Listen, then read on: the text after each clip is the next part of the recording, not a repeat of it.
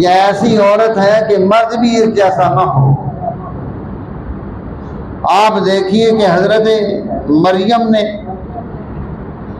पाकीज़गी में, तहारत में, जवानी में अपनी क़ुव्वतों, सलाहियतों और इस्तेदाद को खर्च करके अल्लाह का क़ुर्ब हासिल करके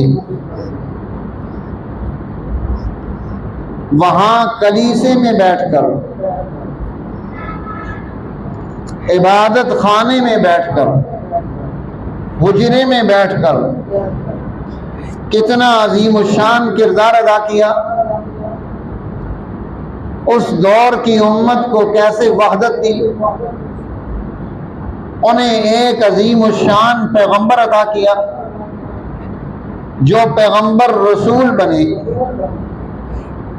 कि जिन्हें नई शरीयत अता की गई, नई किताब दी गई, और फिर उस सिलसिला नबूवत में आगे कितना बड़ा दौर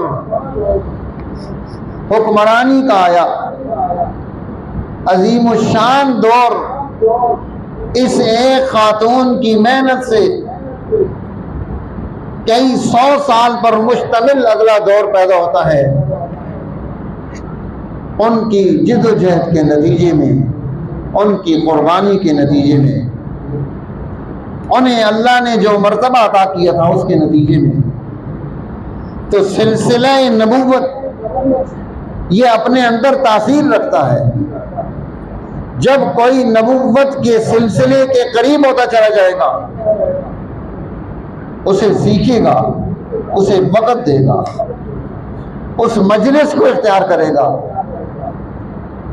तो तासीर बदलेगी। और दूसरा, हुजूर नबी अकरम सल्लल्लाहु अलैहि वसल्लम ने इरशाद फरमाया कि